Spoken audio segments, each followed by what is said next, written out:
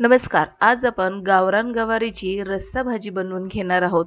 खायला अतिशय चविष्ट अशी ही गवारीची रस्सा भाजी लागते. तसं पाहायला गेलं तर गवारीची भाजी आपण सुकी नेहमीच बनवू शकतो. पण आज आपण साध्या, सोप्या पद्धतीने ही गवारीची भाजी बनवून घेणार आहोत. झटपट गवारीची रस्सा भाजी ते देखील वाटण न घालता कशी बनवायची ते आपण आजच्या व्हिडिओमध्ये पाहून घेणार आहोत. तर चला जास्त वेळ न घालवता आजच्या व्हिडिओला सुरुवात करूया. इथे मी देशी गवार निवडून घेतली होती आणि त्याला आपल्याला स्वच्छ धुवून भाजून घ्यायचं आहे. तर गवार निवडून धुवून आणि चाळणीमध्ये निथळत ठेवली होती. आता त्याला आपण भाजून घ्यायचं आहे. त्याचं कारण हे की गवार भाजल्यानंतर गवारीचा जो स्वाद आहे तो आणखीनच खुलून येतो आणि चवदार अशी गवार बनून तयार होते. तर थोडीशी डाग पडेपर्यंत गवार भाजून झाली की लगेचच आपण या गवारीला काढून घेणार आहोत.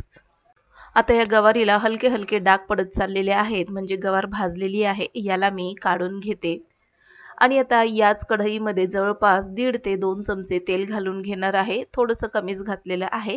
तेलाचा वापर नेहमी आहारामध्ये थोडा कमीच करावा.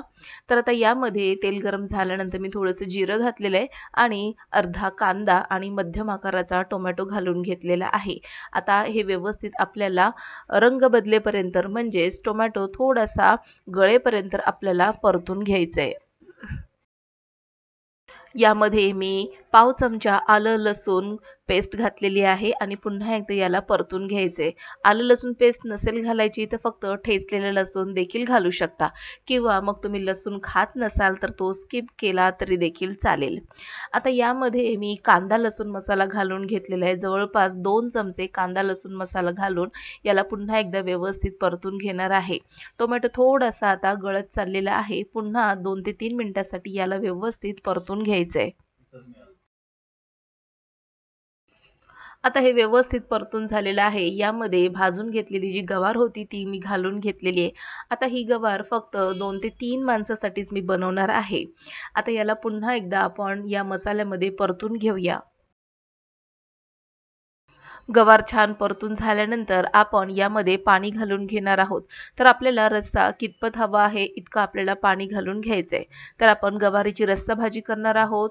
यामध्ये वाटण घालणार नाही आहोत. मग यामध्ये आपण बारीक केलेलं कच्चं शेंगदाण्याचं कूट घातलेले जवळपास 3 ते 3.5 चमचे आणि याला आता मंद आचेवरती उकळून घ्यायचंय. गवारीची रस्सा भाजी बनून तयार झालेली आहे. ही गवारीची रस्सा भाजी जास्त पातळही करायची नाही आणि जास्त दाटसरही करायची नाही. ही भाजी तुम्ही भाकरी, चपाती, भात यासोबत खाऊ शकता आणि टिफिनला देखील देऊ शकता. तर आजच्या गवारीचा रस्सा भाजीचा व्हिडिओ जर तुम्हाला आवडला असेल तर लाईक, शेअर आणि सबस्क्राईब करून बेल आयकॉन प्रेस करा. पुन्हा भेटूया नवीन एका इंटरेस्टिंग व्हिडिओ सहित. तोपर्यंत बाय.